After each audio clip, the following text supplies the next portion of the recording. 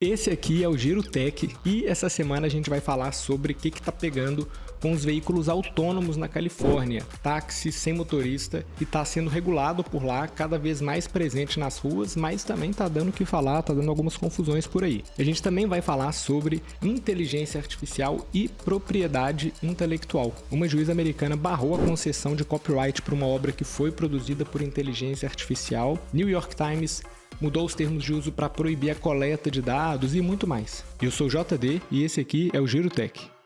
Bom, vamos começar falando então sobre propriedade intelectual e inteligência artificial. Essa semana, uma juíza federal dos Estados Unidos decidiu que a arte feita por inteligência artificial não pode receber o copyright. Vamos falar um pouco mais porque tem nuances, tem detalhes aqui nessa decisão dela. Bom, tudo começou com Stephen Thaler, que é um cientista e presidente da Imagination Engines Incorporation, IEI, que é uma empresa de inteligência artificial que produziu um algoritmo que constrói imagens. Mas diferente do que a gente está acostumado a ver por aí, que ela responde a inputs nossos, né? A gente fala o que quer produzir na imagem, mexe em alguns parâmetros. Se você acompanhou o nosso curso de inteligência artificial na prática, você sabe o que eu estou falando. Essa inteligência artificial, ela está sendo construída para ser autônoma, ou seja, ela não vai receber inputs nossos, ela cria as imagens por conta própria. O Thaler entrou na justiça para poder conseguir o copyright das imagens que foram produzidas pela sua inteligência artificial. O que ele demandou é o seguinte, é que a inteligência artificial seja acreditada como autora da obra, ou seja, ela que produziu a obra, mas que ele seja acreditado como o dono daquela obra. Como que funciona isso? É como se ele tivesse pagado para um artista fazer a obra, então o artista é o autor da obra, mas o direito sobre aquela obra é dele, porque ele encomendou aquela obra. E a justiça americana negou o pedido, dizendo que não pode conceder copyright para uma obra cujo autor é uma inteligência artificial. Né? Por quê? Porque um dos principais elementos ali do copyright é a autoria humana, é o papel humano, ter um ser humano ali que está sendo acreditado como autor daquela obra, e que ela não poderia fazer isso para uma obra que foi produzida de forma autônoma por uma inteligência artificial e ainda acreditar, né, a autoria daquela obra para uma inteligência artificial. A juíza ressaltou que a autoria humana é a base do copyright. A gente não pode proteger no copyright, por exemplo, coisas que foram produzidas pela natureza. Por outro lado, ela reconheceu que a gente está se aproximando aí de uma fronteira,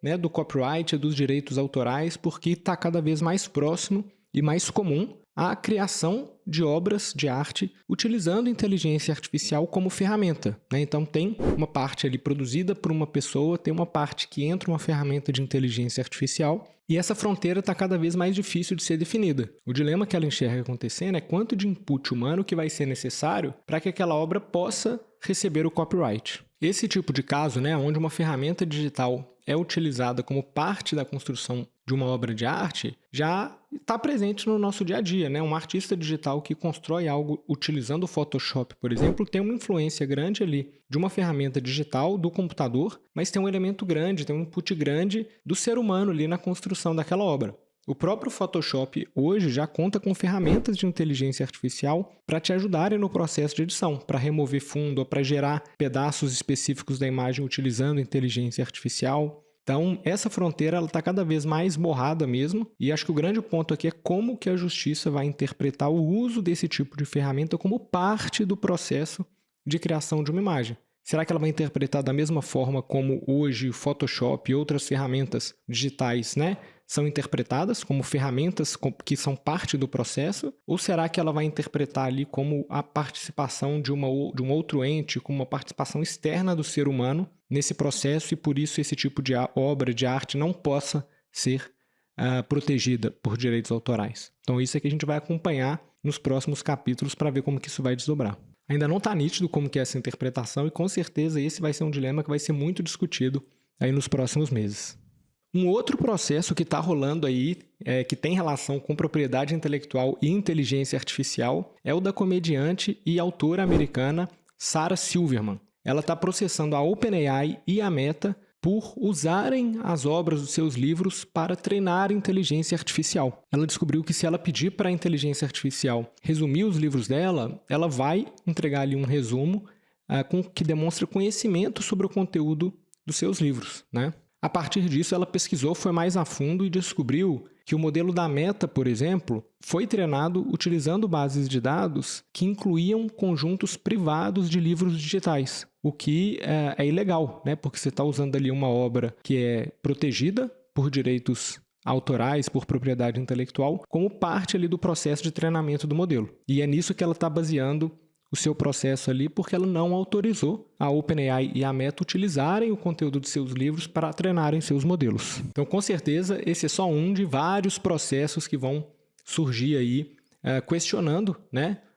Tanto a OpenAI quanto a Meta, quanto outras empresas que treinam modelos de inteligência artificial, de que tipo de conteúdo que eles estão utilizando, que tipo de autorização que eles têm para usar esses dados no treinamento dos modelos e também reivindicando direitos, né, sobre os resultados ou sobre aqueles modelos, dado que eles foram treinados com propriedade intelectual dessas pessoas. E nessa mesma linha, o New York Times mudou os termos de uso dele essa semana, proibindo que empresas utilizem o conteúdo que estão lá no site deles para treinarem modelos de inteligência artificial, né? Então, enquanto tem gente que está correndo atrás aqui para processar e reivindicar seus direitos, tem gente que já está mudando e se prevenindo de que empresas no futuro possam usar esse conteúdo e depender de uma brecha da legislação, depender de um limbo da legislação onde não está nítido se pode ou não pode, né? No caso do New York Times, ele deixou explícito nos termos de uso dele que o conteúdo dele não pode ser usado para treinar modelos de inteligência artificial. E esse também é um movimento que a gente deve ver crescer muito daqui para frente, né?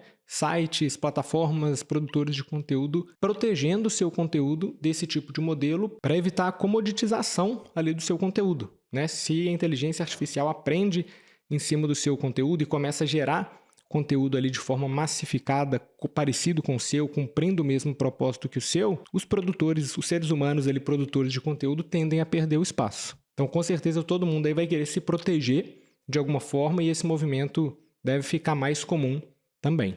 A semana também foi agitada na Califórnia por conta dos veículos autônomos. Se você não está acompanhando, vou te contar um pouquinho do que está pegando por lá. Bom, São Francisco, na Califórnia, é o berço de muitas das grandes empresas de tecnologia do mundo. E ele acaba sendo palco também de muita experimentação, né, de novas tecnologias, de protótipos que estão surgindo e que usam ali como um espaço de teste antes de expandir para o restante do mundo. Eu lembro que lá por volta de 2014 e 2015, eu visitei o campus da Google lá em Mountain View. O escritório da Google lá não é um prédio grande. São diversos prédios de 1, 2 andares no máximo espalhados por uma área muito grande, parecendo um campus de uma universidade mesmo. E nos estacionamentos dos prédios e nessas ruas internas, você já via veículos autônomos sendo testados lá desde essa época, de 2015 e 2016. A Cruise, que é uma subsidiária da GM Ford, também começou a testar esses carros em 2015 e em 2021 ela recebeu autorização para prestar serviço de táxi. Ela ainda não tinha autorização para cobrar, mas ela já colocou veículos na rua, rodando de noite e oferecendo as corridas ali gratuitamente para conseguir testar e coletar mais dados. E em junho de 2022, ela recebeu autorização para começar a cobrar por esse serviço. Então, ela começou a expandir aquela frota, chegou no final do ano ali com próximo de 100 veículos rodando na cidade de São Francisco e atendendo as pessoas, levando elas de um lado para o outro, sem um motorista dentro do carro, só com um veículo autônomo ali, guiando, dirigindo e conduzindo toda a corrida. Hoje, ela tem aproximadamente 400 veículos rodando em São Francisco. E no começo desse mês, ela recebeu uma autorização do Departamento de Trânsito da Califórnia para expandir a sua frota sem restrições. Ou seja, ela podia expandir para quantos carros ela achasse que fizesse sentido ali para o mercado dela. No dia seguinte, 10 carros da Cruise pararam em frente a uma rua que estava rolando um festival de música na cidade de São Francisco. Simplesmente pararam, ligaram o pisca-alerta e fecharam o trânsito. E se você está achando que foi um protesto ou alguma coisa combinada assim, não foi nada disso. Os carros simplesmente deram pane. Por causa do festival, a rede de celular ali congestionou e eles perderam o sinal e pararam de conseguir trocar informação e conseguir se guiar. Então eles simplesmente meio que desligaram, ligaram o pisca-alerta e pararam o trânsito ali da rua por uns 10 minutos. Foi uma cena icônica, dado que no dia anterior eles tinham recebido essa autorização para expandir a frota, né? Você deve imaginar. Bom, e alguns incidentes continuaram acontecendo.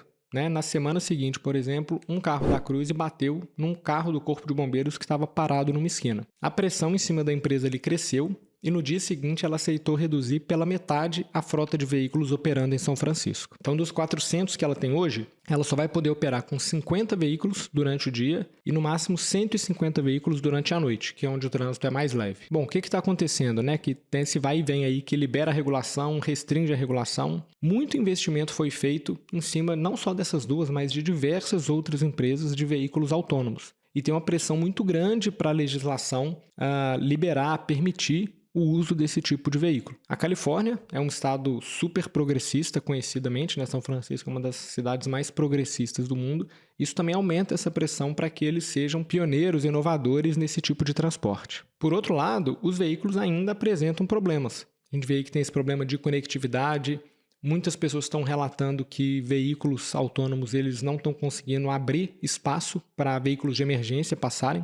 Então, uma ambulância, um corpo de bombeiros ou polícia liga a sirene ali e eles acabam bloqueando a passagem desses veículos. Isso não ajuda em nada a conquistar a opinião pública, né? Bom, tá esse jogo aqui de puxa para um lado, puxa para o outro, mas o fato é que os veículos autônomos estão avançando, estão se tornando cada vez mais realidade. E eu não acho que vai demorar muito para a gente começar a ver os veículos autônomos aí pelas ruas do mundo todo, não. Essa semana começou a operar também na Califórnia, também em São Francisco, mas numa ilhazinha chamada Treasure Island, que é um bairro ali de São Francisco.